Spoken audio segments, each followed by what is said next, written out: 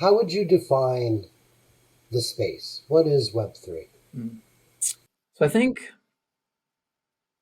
for me anyway, I'm not going to say this is what it is, but for me, I think Web3 is really the technology.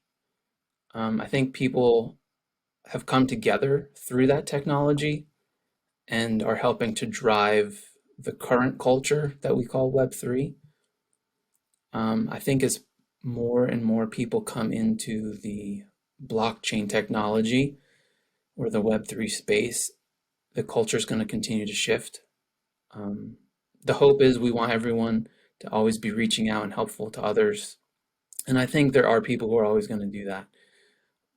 But the world in general, I don't think is necessarily built that way when you start talking about money and technology. So I think as time goes on, there will be a shift in that culture. So I think it's like two different things. You have the culture of Web3 and you have what Web3 is itself. And kind of what I'm viewing, my view is Web3 is really the technology and what can we do to build off of the technology. And what is the culture of Web3, if that's the other side of the coin?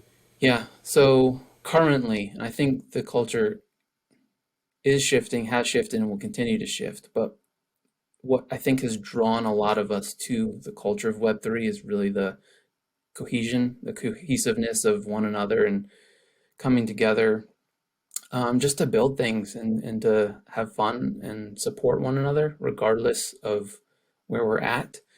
I think if you look at the amount of scams and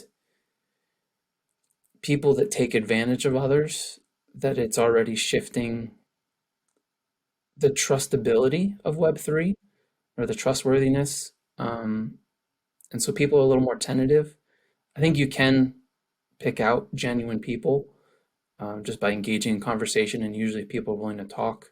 You can get to know them, and maybe on a personal level, even. I know privacy is a big thing for a lot of people, but I think if you get into the privacy sector, um, but on a personal level, just sharing a first name and getting on a call like what we're doing, I think it goes a long way to show the genuineness of somebody. And I think those of us in Web3 who really believe in the culture that was created are willing to start to do that a lot more than what we were before. There seems to be an attacking, degenerate, shit posting culture that the space is arguably moving closer towards. Yeah. Um, how do you feel about that? How do you feel it impacts onboarding? Yeah. Where do you think, is there a place for that long term? Is it a fad? Is it bullying? How do you feel about it? Yeah, that's a good question. Um, I think it's kind of resulted from a lot of those scams and people taking advantage of others, especially people coming new into the space. Um, I don't think it's a fad. I think we're going to have to shift to learn how to deal with it and to work around the people who are taking advantage of not only the technology, which is happening, but also the people in the space. And so part of it is, you know, I think there's even, and we've talked about this personally, but shifting away from Discord even, where it's really pretty anonymous, and moving towards other platforms. I know Twitter's also anonymous, but you know, Telegram you have to have a phone number. WhatsApp you have to have a phone number. It's a little bit more tricky to come by those. Certainly, if you're tech savvy, you could probably figure it out. But you know, most people in this space are going to be more genuine than not if they're on these different platforms, and you can reach out to them in multiple avenues. You think it's the anonymity that allows people to speak that way on Twitter Spaces, or because I mean, at the end of the day, like Twitter seems to be the culmination or the meeting point of individuals that are participating in the space, right? Yes and no, because I think if you even go to Facebook, which I'm never on, I don't even use it anymore, but people really attack other people there, and they have a personal account, and you can be like, oh, I know who this person is, probably even where they live.